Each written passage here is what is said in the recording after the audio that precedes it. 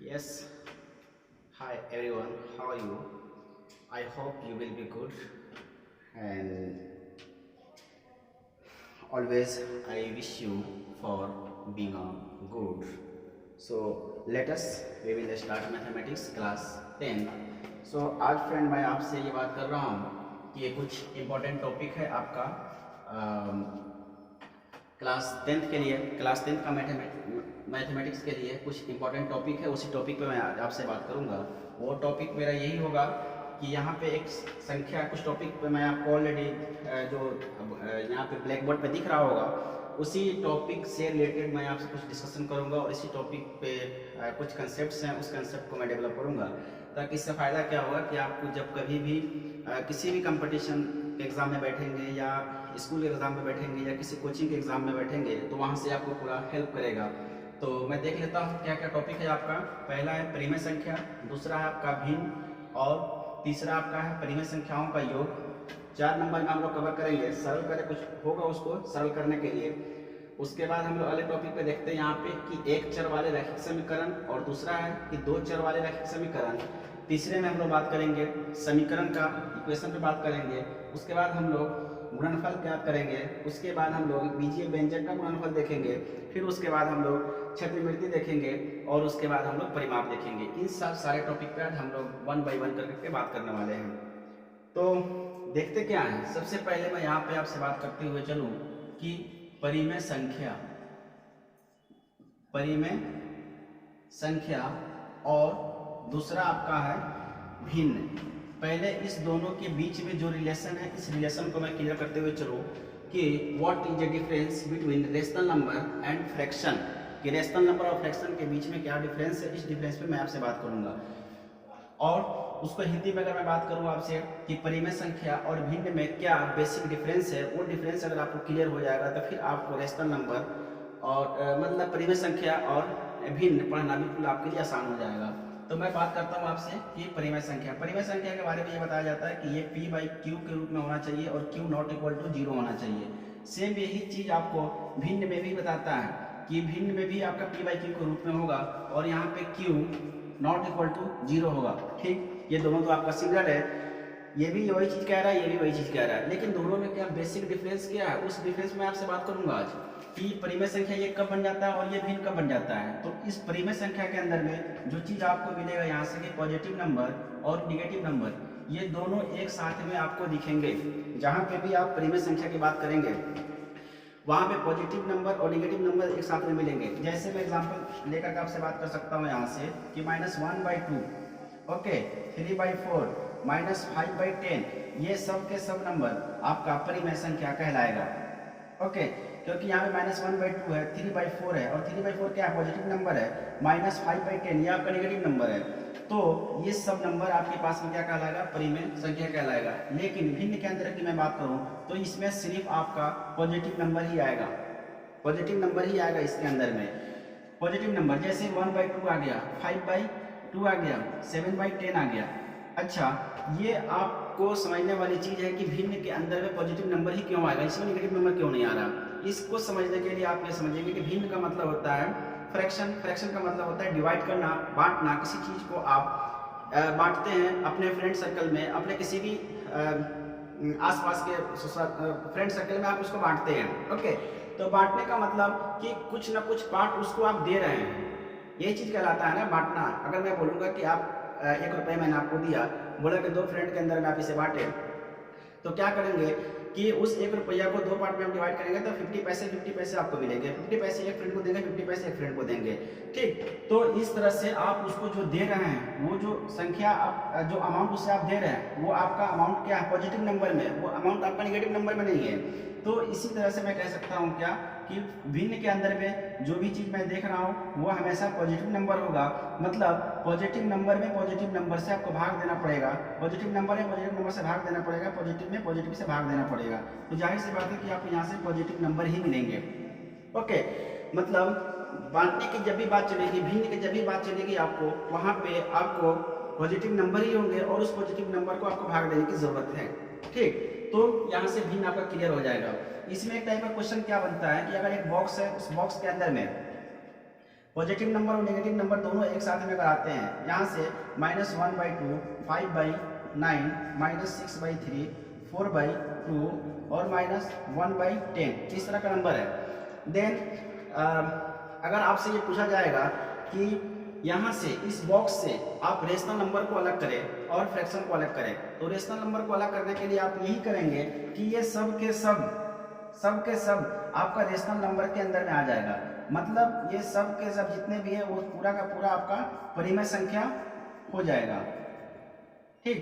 लेकिन हम भिन्न में क्या बोलेंगे कि भिन्न के लिए इस संख्या, इसमें से जितने भी पॉजिटिव नंबर है उस नंबर को हम बाहर निकाल लेंगे, वो चीज आपका 5/9 और 4/2 ये आपका भिन्न कहलाएगा, ठीक।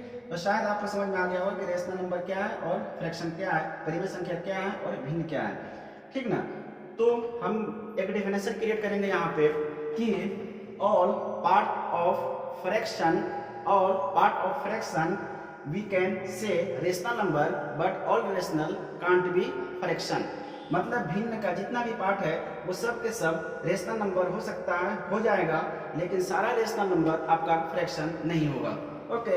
तो यहाँ से इस तरह का मिसलेनियस क्वेश्चन आपके पास से मिलेंगे और भी एग्जाम्पल अगर आपके पास में बना, वहाँ से बोलेगा कि हाँ चलो यहाँ से रेशनल नंबर को अलग करो, यहाँ से फ्रैक्शन को अलग करो, तो बस आप अपना ज़्यादा दिमाग नहीं लगाएंगे, वहाँ पे क्लियर यही करना होगा कि फ्रैक्शन नंबर को निकालने के लिए जो भी पॉजिटिव नंबर आपके पास में उस पॉजिटिव नंबर को आप बाहर ले लीजिएगा, नेगेटिव नंबर और पॉजिटिव नंबर ये दोनों एक साथ में आप लिख देंगे, आपका रेशनल नंबर हो जाएगा, परिमेय संख्या वो हो जाएगा, okay. I hope you understand what I mean. Then I will continue again next topic.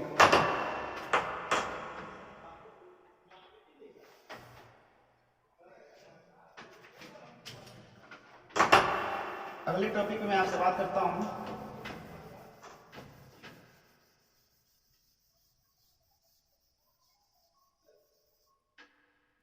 इसमें आता है क्या, परिमेय संख्या तो अपन निकाल लेंगे, यहाँ से क्लियर हो गया ये।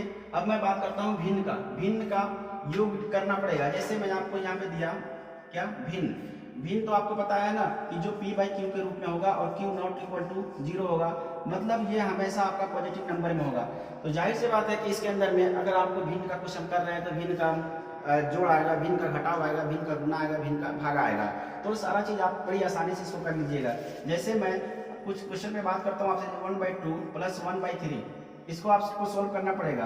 तो सोल्व करने के लिए ये भिन्न, अभी आप भिन्न के रूप में जान रहे हैं, भिन्न के नेम से जान रहे हैं, लेकिन आप इससे परिचित है, इससे आपको जान पहचान है। कब? लोअर क्लासेस में आपने देखा होगा कि इसको बटा का जोड़ के नाम से जानते थे, लेकिन अभी आप इस क्लास के अंदर में जो देख रहे हैं वो आपका भिन्न का जोड़ बोला जा रहा है इस चीज को। तो यहाँ पे 2 और 3 का एलसीएम निकालिएगा, फिर क्या कीजिएगा, 2 से 6 में भाग दीजिएगा, तो 2 3 या 6, 3 आएगा, 3 को 1 को मल्टीप्लाई करेंगे 3 मिलेगा। उसके बाद 3 से 2 में भाग देंगे तो 3 2 या 6, 2 आया, उस 2 से 1 में मल्टीप्लाई करेंगे 2 मिल जाएगा, तो ये बन गया आपका 5/6। ये आंसर फाइनली वे में आपका इस तरह से बन जाएगा। फिर अगर मैं बात करता हूँ इसका 1/2 - 1/3 का अगर मैंने किया तो सेम वही चीज करेंगे, एलसीएम निकालेंगे और बाकी इसको आप कंटिन्यू कर लीजिएगा। सी में मैं बात करूं बटा का गुना का, तो 1/2 3/2 अगर होगा तो इसको मल्टीप्लाई करने का तरीका क्या है कि ऊपर को ऊपर से मल्टीप्लाई करेंगे, नीचे को नीचे से मल्टीप्लाई करेंगे, तो ये 3/4 ये आंसर आपको दे देगा। सेम इसी तरह से मैं बात करता हूँ 1/2 / 4/3, अगर इसको आपको सोल्व करना पड़ेगा, बटा का घटाव का बटा का भागा अगर बनाना पड़ेगा आपको, तो आप क्या करेंगे कि 1/2 मल्टीप्लाई का साइन लगाएंगे और इसे आप पलट देंगे, फिर वही वाला प्रोसेस जो गुना में आप कर रहे थे कि 3/8 ये आंसर आपको मिल जाएगा। तो इस तरह से बटा का जोड़, बटा का घटाव, बटा का गुना, बटा का भागा वाला जो क्वेश्चन रहेगा आप बड़ी आसानी से इसको आप कर लीजिएगा। इसमें कोशिश क्या करना है कि नंबर ऑफ क्वेश्चंस आपको प्रैक्टिस करने पड़ेंगे ताकि आप अच्छा परफॉर्म कर सके किसी भी एग्जाम के अंदर में, किसी भी टेस्ट के अंदर में। तो आप इस टाइप का क्वेश्चन जो भी रहेगा बटा का जोड़ का, उसको हम लोग भिन्न का जोड़ बोलेंगे, भिन्न का घटाव बोलेंगे, भिन्न का गुना बोलेंगे, भिन्न का भागा बोलेंगे। तो आप इसमें नंबर ऑफ क्वेश्चन प्रैक्टिस करेंगे, ठीक ना। देन नेक्स्ट टॉपिक को देखते हैं।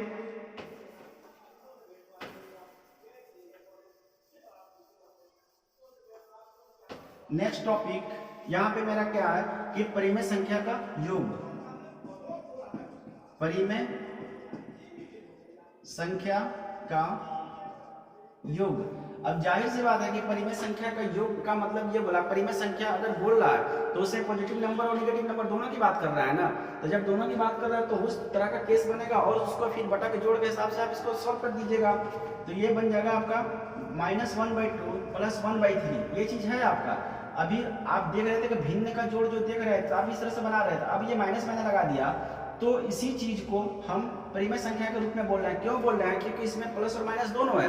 कोई जरूरी नहीं है कि प्लस और माइनस ही आएगा तो वो आपका परिमेय संख्या कहलाएगा, नहीं, आपका सिर्फ पॉजिटिव नंबर भी रहेगा, पॉजिटिव के फॉर्म में भी अगर आपको रहेगा उसको आप परिमेय संख्या बोल सकते हैं। तो यहाँ पे मैंने आपको एग्जाम्पल दे दिया था कि -1/4 + 1/3 ये है, और इसका सोल्व करना पड़ेगा। तो फिर आप बटा के जोड़ वाले ही कंसेप्ट पे आप किसको कीजिएगा, 2 और 3 कैसे निकालिएगा, 6 कीजिएगा, बाकी प्रोसेस यहाँ पे कीजिएगा, इसको आप सोल्व कर दीजिएगा, ठीक ना। परिमेय संख्या का योग या भिन्न का योग, ये दोनों टॉपिक आपका एक ही है।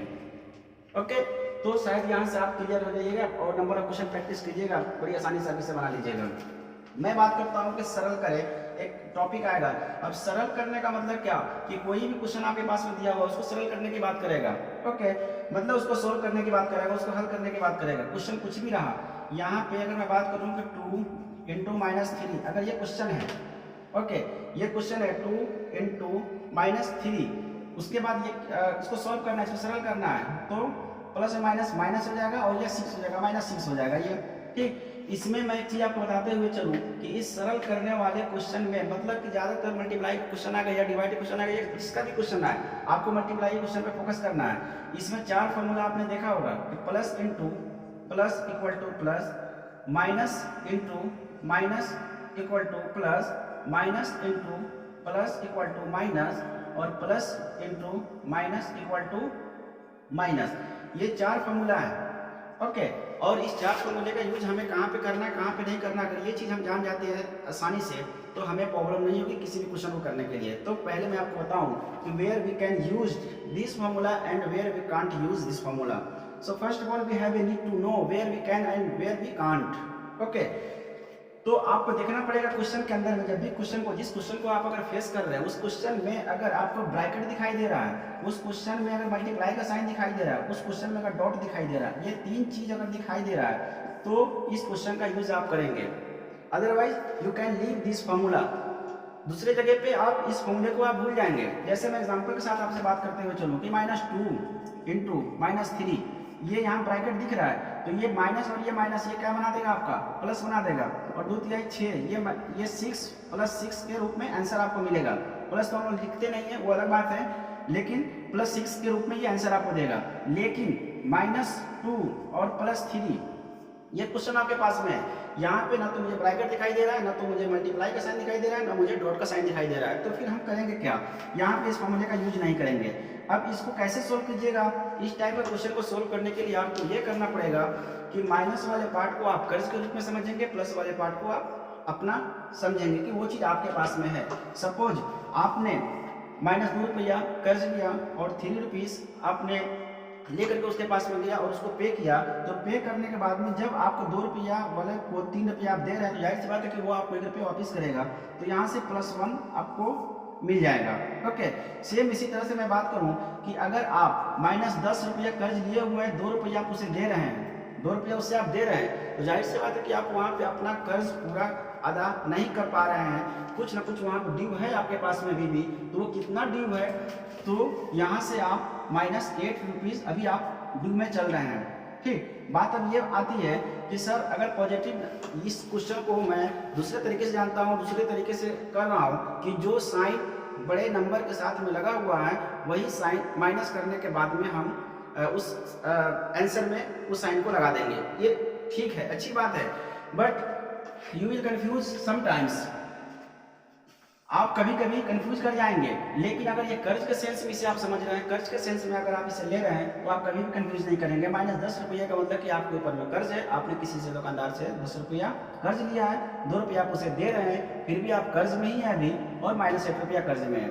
लेकिन अगर मैं बात करता हूँ आपसे कि 10 रुपया प्लस 10 रुपया और -2 रुपया, 10 रुपया और -2 रुपया, 10 रुपया आपके पास में है, 10 रुपया आपके पास में है और आपने 2 रुपया खर्च कर दिया, तो उसमें से कितना रुपया बचा आपको, 8 रुपया आपको बचा।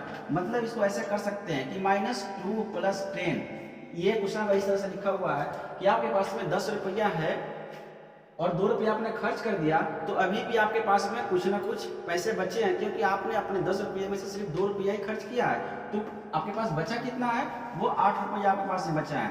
तो मैं चाहूंगा आपसे कि आप जब भी इस टाइप के क्वेश्चन को सॉल्व करें जिसमें आपका अगर ब्रैकेट, मल्टीप्लाई और डॉट लगा हुआ है, इस फॉर्मूले का इस्तेमाल करेंगे।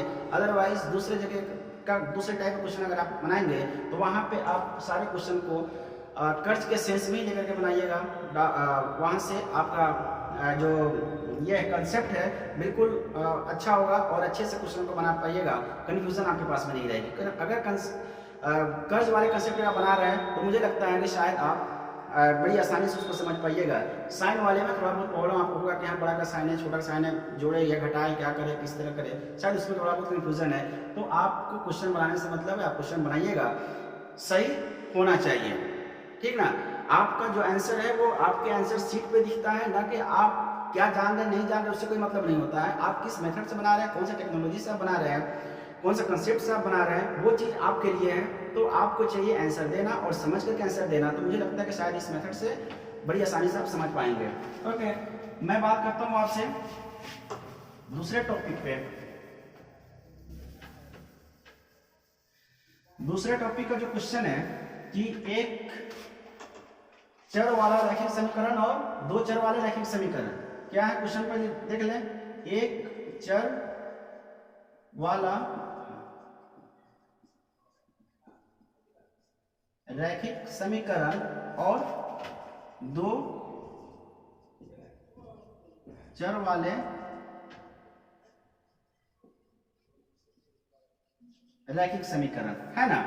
एक चर वाले रैखिक समीकरण और 2 चर वाले रैखिक समीकरण, ये दोनों में मेजर डिफरेंस क्या है। जाहिर सी बात है कि यहाँ एक चर बोल रहा है तो इसमें एक ही चर होगा और इसमें 2 चर होगा, यही मेजर डिफरेंस इसका है। अब वो चर क्या है, उस चर को समझने की जरूरत है कि इंग्लिश का कोई भी लेटर आपके पास में x, y, z या p और q, ये कुछ भी एक ही होगा आपके इक्वेशन में, एक ही होगा आपके इक्वेशन में। जैसे मैं एग्जांपल की अगर बात कर लूं तो यहाँ पे 2x + 5 = 0, ये एक चर वाला रैखिक समीकरण है। इसमें एक ही चर होगा आपके पास में, x ही होगा, या 2p + 5 = 0, इसमें सिर्फ एक ही चर होगा, p होगा सिर्फ। ओके, तो जिस इक्वेशन के पास सिर्फ एक ही चर अगर हो रहा है वो इक्वेशन आपका एक चर वाला रैखिक समीकरण कहलाएगा। 2 चर वाले रैखिक समीकरण के अंदर में क्या होगा कि इसमें ये x, y और z या p, q में से कोई भी लेटर अगर यूज करेंगे तो उसमें आपका 2 होगा। जैसे फॉर एग्जांपल मैं बोल सकता हूँ 2x 3y = 10, इसमें 2 चर वाले रैखिक समीकरण ये बन जाएंगे आपको। ओके, तो इसमें x भी दिखाई दे रहा है, y भी दिखाई दे रहा है। उसके बाद 5x + 9y = 10, ये क्वेश्चन बनेगा। यहाँ पे x है, यहाँ पे y है, 2 चर यहाँ पे आपको दिखाई दे रहे हैं, ठीक ना। 2 चर यहाँ पे दिखाई दे रहे हैं, जिसको हम लोग बोलेंगे 2 चर वाले रैखिक समीकरण। क्वेश्चन अब बनता है आपसे क्या कि वहाँ पे कुछ ऑप्शन दिए हुए रहेंगे और उस ऑप्शन में से आपको निकालना पड़ेगा कि कौन एक चर रैखिक समीकरण है, कौन 2 चर वाले रैखिक समीकरण है। तो बड़ी आसानी से आप इसकी पहचान कर लीजिएगा। देखिएगा कि यहाँ जिसमें अगर सिर्फ एक ही अगर चर है वो एक चर वाला रैखिक समीकरण कहलाएगा, और जिसमें 2 चर अगर दिखाई देंगे वो आपका 2 चर वाले रैखिक समीकरण कहलाएंगे। बाकी यहाँ से आपको सिर्फ ऑप्शन इनमें इसी टाइप का मिलेगा कि आपको चूज करें, निकालें, बताएं, तो आप बड़ी आसानी से इसको बना लीजिएगा, बता दीजिएगा। उसके बाद मैं बात कर लेता हूं समीकरण को हल करें। समीकरण को हल करने के लिए क्वेश्चन आपके पास में आएगा आपका कि मान लिया कि यहाँ पे x/2 = 5/10, ये इक्वेशन दिया हुआ रहेगा। बोलेगा कि x का वैल्यू पता करें, x का मान ज्ञात करें, ये क्वेश्चन आपका दिया हुआ रहेगा।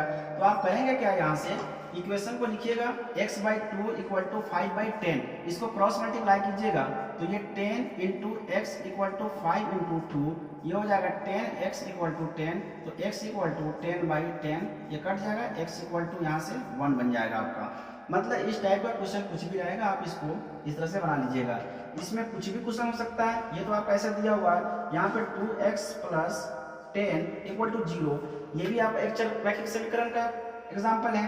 और ये इक्वेशन है, तो यहाँ से बोलेगा कि x का वैल्यू निकालिए, तो आप क्या करेंगे कि 2x इक्वल टू -10, चूंकि ये प्लस है इक्वल इस साइड में, जब इधर में आएगा दूसरे साइड में तो ये माइनस हो जाएगा आपका x इक्वल टू -10/2, काटिएगा इसको -5, x इक्वल टू -5, ठीक ना। तो इस तरह से आपको कोई भी वैल्यू अगर निकालने के लिए रहेगा तो या तो ये हो सकता है, नहीं तो ये हो सकता है। इस तरह का बहुत सारा क्वेश्चन आप प्रैक्टिस कीजिएगा, बुक में बहुत सारे क्वेश्चन है, मैं आपको एक हिंट्स दे रहा हूँ ताकि उस हिंट्स को कैसे उस हिंट्स के थ्रू कैसे बहुत सारे क्वेश्चन को आप प्रैक्टिस कर सकते हैं, नंबर ऑफ क्वेश्चन प्रैक्टिस कर सकते हैं। आप वहाँ से इसको देख लीजिएगा, ये समीकरण का हल हो जाएगा। उसके बाद मैं आपसे बात करता हूँ दूसरे टाइप के क्वेश्चन पे, ये दूसरे टाइप का क्वेश्चन कैसा बनेगा। तो यहाँ पे मैं देखता हूँ क्या कि गुणनफल ज्ञात करें। अब गुणनफल ज्ञात करने के लिए कुछ भी नंबर आपके पास में आ सकता है, जैसे कि 2x plus 3 into 5x plus 2 ये आ सकता है। इसका गुणनफल आपको निकालना है, तो गुणनफल निकालने के लिए इसमें गुणनफल निकालने के लिए भी आ सकता है, इसको हल करने के लिए भी आ सकता है, इसको सरल करने के लिए भी आ सकता है, कुछ भी वो क्वेश्चन पूछा जा सकता है। ये क्वेश्चन देखने के बाद आपको लग रहा है क्या कि इसका गुणनफल ही हमें निकालना है, इसको हमें सॉल्व भी करना है। तो यहाँ पे 2x कीजिएगा, 5x प्लस 2 कीजिएगा और ये 3 यहाँ पे रखिएगा, फिर 5x प्लस 2 ये कर देना। उसके बाद इसको इससे मल्टीप्लाई करना है, इसको इससे करना है, इसको इससे करना और इसको इससे करना है। तो ये 2 5 जा 10 x स्क्वायर प्लस 2 2 जा 4x प्लस ये आपका 5 है, 5 3 15 x प्लस 3 दूनी 6। ओके, अब ये हो जाएगा आपका 10x square plus 15 4 19 x plus 6, इतना आपके पास में इसका आंसर बन जाएगा। इसी तरह का कोई भी संख्या अगर आपके पास में दिया हुआ है उस संख्या को बड़ी आसानी से आप कर लीजिएगा। दूसरे टाइप का मैं क्वेश्चन की बात करूं कि अगर a प्लस 1/b का होल स्क्वायर का क्वेश्चन अगर बन करके आता है आपके पास में और इससे सोल्व करना है, इसको सोल्व करने के लिए क्या कीजिए कि a प्लस b का होल स्क्वायर के फॉर्मूला पे बना दीजिए। आपको पता होगा कि a प्लस b का होल स्क्वायर का फॉर्मूला क्या होता है, a square b square plus 2ab। Okay, तो हम देख लेते हैं क्या, a square plus b square plus 2a और b, तो यहाँ से हो जाएगा a square plus b square, okay, plus ये a से ये कट जाएगा, ये बच जाएगा आपका 2, मतलब फाइनल आंसर इसका इतना बन जाएगा। तो ये आपका गुणनफल का क्वेश्चन आ जाएगा। यहाँ से कुछ भी बीजीय व्यंजक होगा उसको बड़ी आसानी से इस तरह से बना लीजिएगा। सेम ये बीजीय व्यंजक का गुणनफल भी सेम इसी तरह कुछ क्वेश्चन रहेगा। ये टॉपिक लगभग आपका सेम है, क्वेश्चन देखिएगा, क्वेश्चन बनाने के बाद में आप उससे बना लीजिएगा। ओके, फिर हम देखते हैं क्या कि यहाँ पे क्षेत्रवृत्ति की बात करते हैं। क्षेत्रवृत्ति में आपको देखना है एक टॉपिक है समचतुर्भुज। समचतुर्भुज का क्षेत्रफल निकालने के लिए आपके पास कुछ फॉर्मूले हैं, उस फॉर्मूले को आप याद कर लेते हैं तो शायद इसका क्वेश्चन बड़ी आसानी से आप अटेम्प्ट कर लीजिएगा। वो फॉर्मूला में मैं बात कर लेता हूँ कि वो फॉर्मूला क्या होगा।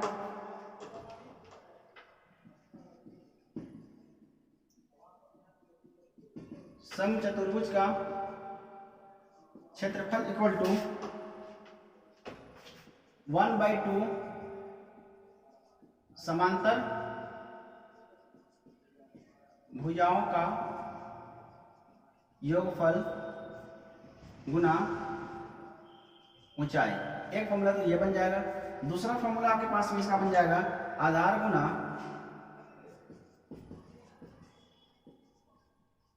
शीर्ष लंब, और तीसरा इसका फॉर्मूला बन जाएगा 1/2 गुना विकर्णों का गुणनफल। इस तरह का क्वेश्चन आपके पास में रहेगा। समचतुर्भुज का अगर एरिया निकालना पड़ेगा तो आप इस तीनों फॉर्मूला का इस्तेमाल करके जैसा क्वेश्चन में नीट रहेगा उसके बेस पे आप इसको बना लीजिएगा और फॉर्मूले का यूज कीजिएगा। क्वेश्चन आपके पास में फाइनल आंसर की तरफ में चला जाएगा, फाइनल आंसर आपको मिल जाएगा। उसके बाद मैं बात करता हूँ आपसे एक टॉपिक लास्ट में आपका परिमाप। परिमाप किसको बोलते हैं? परिमाप का एक सिंपल जो डेफिनेशन है कि सम ऑफ ऑल साइड, मतलब कि जितने भी साइड इसके होंगे वो सारे साइड को आप जोड़ दीजिएगा, परिमाप आपको निकल जाएगा। जैसे मैं एग्जांपल लेता हूँ एक रेक्टेंगल का, ये आपका 4 है, ये 2 है, जाहिर सी बात ये भी 4 होगा, ये भी 2 होगा। तो यहाँ पे सारे साइड को अगर जोड़ते हैं तो 4 2 6, 6 4 10, 10 2 12, इसका परिमाप निकल गया आपको 12। लेकिन फॉर्मूले का जब इस्तेमाल कीजिएगा, रेक्टेंगल है आपका, तो रेक्टेंगल का परिमाप का फॉर्मूला आता है 2 × L + बी। तो 2 into l plus b 4 plus 2 equal to 2 into 6 और 6 टू जा 12। ये चीज़ आपका यहाँ से परिमाप निकल जाएगा। हमें अगर फॉर्मूला याद नहीं है तो हम इसका सम ऑफ ऑल साइड कर देंगे, सारे साइड को जोड़ देंगे, आपको परिमाप निकल जाएगा। ठीक, ये तो खैर उसका हो गया जिसके लिए फॉर्मूला बन रहा है। जिसका फॉर्मूला अगर नहीं बन रहा है, इन केस आपके पास में कुछ डायग्राम इस तरह से दिया हुआ रहेगा, इस तरह से कुछ अगर आपके पास में है, सपोज ये 1 है, 2 है, 3 है, 4 है, 1 है, 2 है, 3 है, 1 है, कुछ भी है आपके पास में, क्या कीजिएगा, इस सारे साइड को आप ऐड कर दीजिएगा, सम ऑफ ऑल साइड कर दीजिएगा, जोड़ दीजिएगा इसको 1 2 3 3 3 6 इस तरह से पूरे कर दीजिएगा। जितना भी आपके पास में आएगा वो सारे सम आपको इसका परिमाप कहलाएगा, परिमाप इसका कहलाएगा। तो शायद ये टॉपिक जो अभी अपन कवर किए हैं वो क्लास के लिए बहुत ही हेल्पफुल होगा और आप इसे देखेंगे, आप इसे पढ़ेंगे। मुझे लग रहा है कि अगर आप इसको ऐसा कर लेते हैं तो आप जहाँ पे भी हैं, जिस जगह पे हैं, वहाँ पे आपको हेल्प करेगा और ये पूरा ओवरऑल एक व्यू रहा वहाँ से इसको कवर करने के लिए। So thank you for watching this video and I hope you will enjoy this